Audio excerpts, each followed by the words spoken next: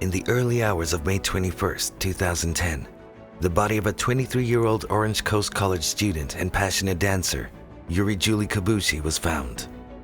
But what's even worse is that her body was discovered by Steve Herr, Sam Herr's father, in Sam's apartment. But how did it even get there?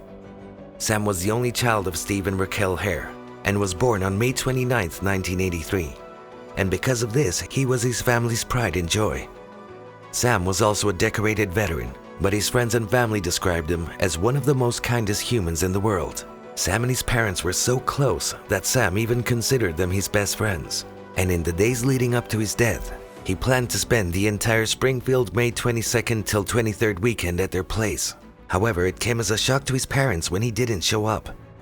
Even more suspicious was the fact that he never answered his parents' subsequent calls or texts. Out of concern, Steve decided to drive all the way down to his apartment complex in Costa Mesa to check up on their son. When he got to Sam's apartment, he was dumbfounded to find the remains of Juri Kibuishi in his room.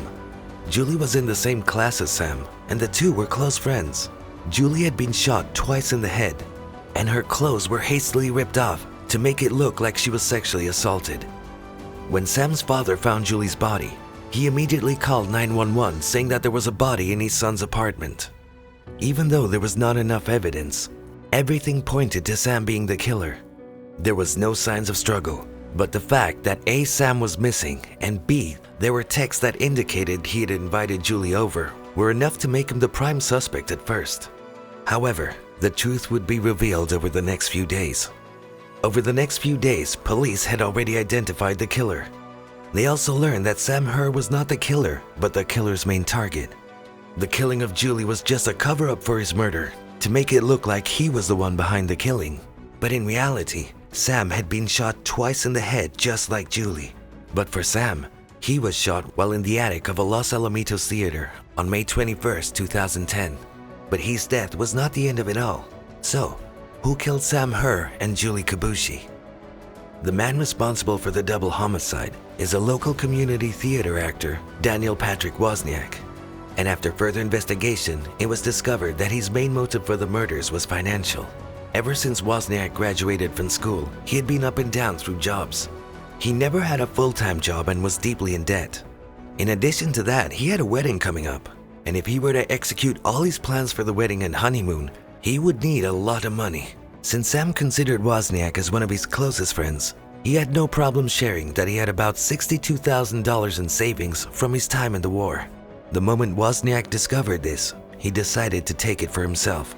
Daniel and Sam were not only friends, but they lived in the same apartment complex. Therefore, it's safe to assume that Wozniak knew Sam pretty well.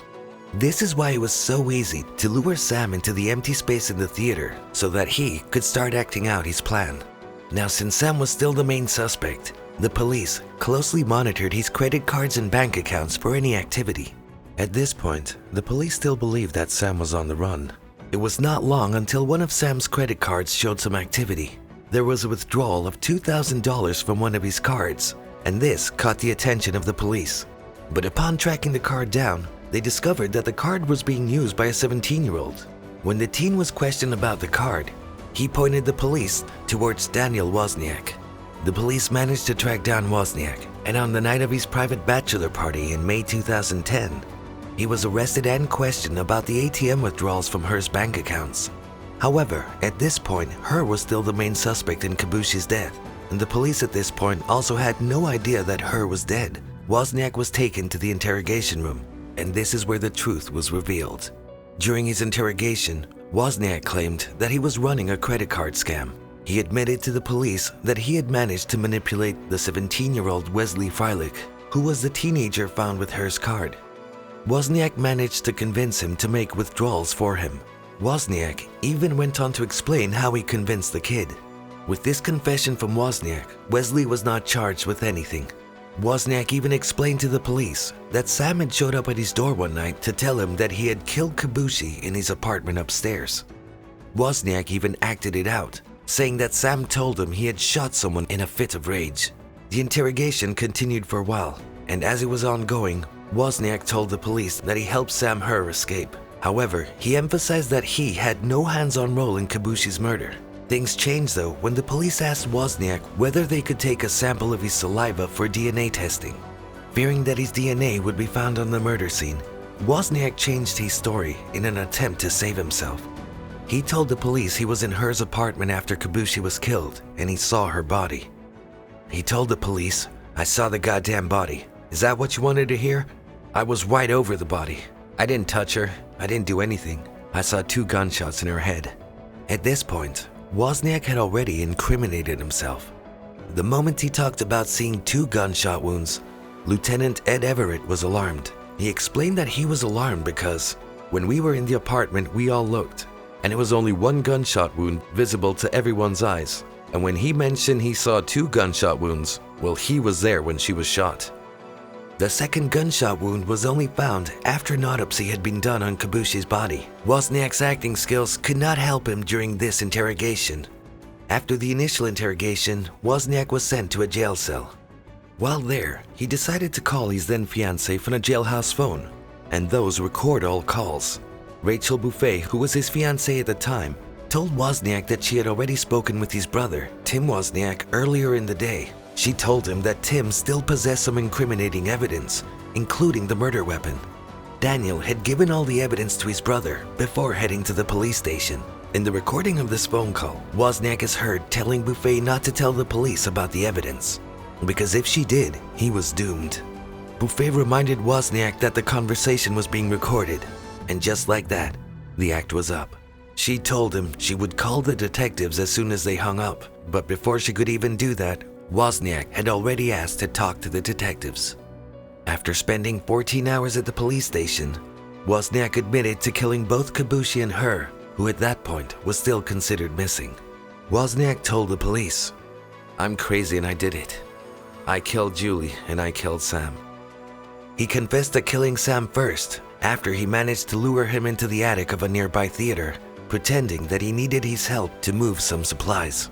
Wozniak explained to the police, "I said, you need to bend down and help me lift this thing up. And when he bent down, I grabbed the gun and I shot him." Wozniak claimed that Sam was still alive after the first shot, so he had to shoot him again. After that, he explained that he later dismembered Herr's body and dumped some of his parts in El Dorado Park in Long Beach, California. He then admitted that he went to kill Kibuishi, but 2 hours before he went to kill Kibuishi, he had to perform in the musical 9. When he got to the apartment complex, he bumped into Kibuishi, who was wearing a crown tiara. She had just come from her brother's place, and she told him Sam had called her and told her he was going through something. Since Wozniak had a key, they got into Sam's apartment. Wozniak tricked Kibuishi into bending over Sam's bed before shooting her twice in the back of her head.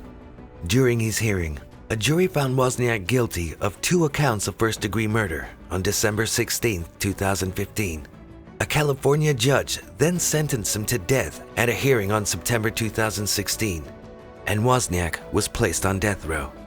Later on in November 2018, another jury found Rachel Buffet guilty of being an accessory. After the fact, she was accused of lying to investigators to help protect Wozniak. She got a 32-month jail sentence.